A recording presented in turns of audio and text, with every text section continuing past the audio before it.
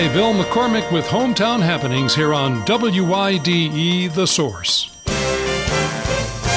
As we look forward to what for many will be a long weekend, Memorial Day weekend, we chat with William Panzarella, author of the book American Horse. Bill is a strong advocate for veterans' issues, which of course is what Memorial Day is all about, remembering the sacrifices of those who have defended freedom. No matter one's views on war, it seems right to honor over 640,000 who have died since World War I, ironically known as the war to end all wars. Bill, tell us about your book, American Horse. The story is about the two friends that go off to World War II, and then it chronicles their lives as part of the Greatest Generation. But where they used to hang out as kids was a horse ranch called American Horse. But it's also kind of a metaphor for as the country progresses through the 60s and 70s, there's less ranches and more, apartment complexes and malls. What I wanted to do with American Horse is really write a grassroots, detailed account of the Greatest Generation. But at the same time, I didn't just want to write a history book. So I really want you to see it through the eyes of the main character. And the book is dedicated to everyone that served in the military, especially those that have made the ultimate sacrifice. But it also talks about what the families go through and how the family is torn apart. The main character, he fights in World War II, and he returns home to build the family and be part of the Greatest Generation. But then what happens is his son goes off to Vietnam. And what happened in so many households, his daughter was an anti-war protester, so there's friction there. And he's worried about his son in Vietnam. So it's really a journey, and it spans over 40 years. Bill, I mentioned at the top of the program the irony of World War I. It was supposed to be the war to end all wars, wasn't it? Yes, it was. But unfortunately, since World War I, over 624,000 U.S. troops have been lost. And as an alarming number as that is, we have to remember also that every single one of those troops had a family.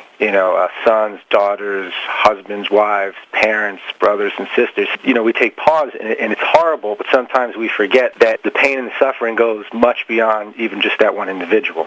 I'm speaking with Veterans Issues advocate and author of the book American Horse, which honors the Greatest Generation, William Panzarella. And Bill, that number, 624,000 lives lost in war since World War I, is almost more than we can wrap our minds around.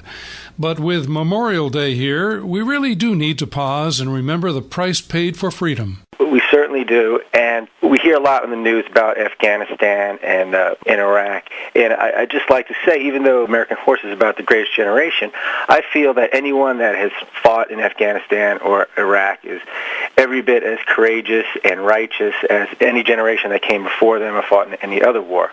But having said that, it's important for us to take care of our veterans now that are returning home from Iraq and Afghanistan, but also to remember the other wars. World War II ended 67 years ago. It's hard to believe. To really think about that, if you were 18 and landed in Normandy on D-Day, you'd be 86 years old today. And unfortunately, there's just not that many World War II veterans alive.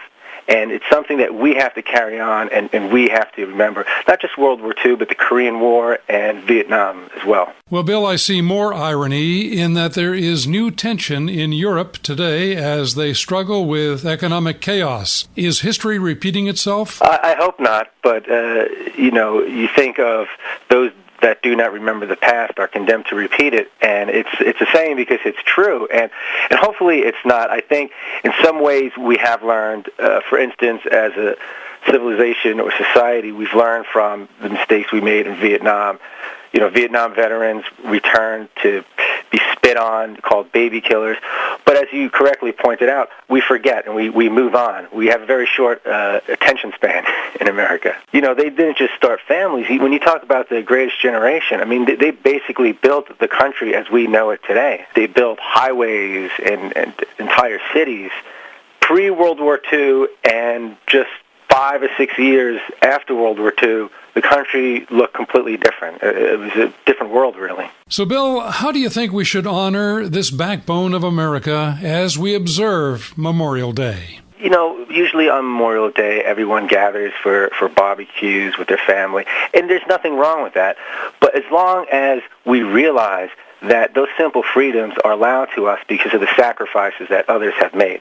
Well, I couldn't agree more. But at the same time, we have to contrast that perspective with the current administration's slashing of America's military budget to the tune of $500 billion.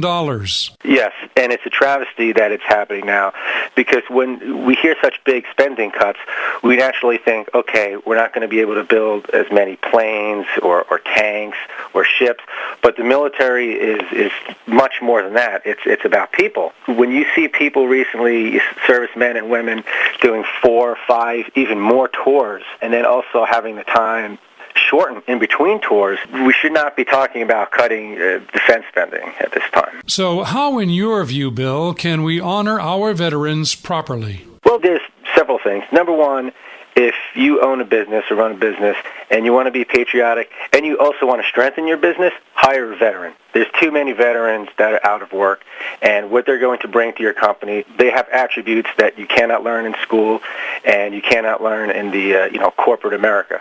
So it'll actually help your company at the same time as helping the country.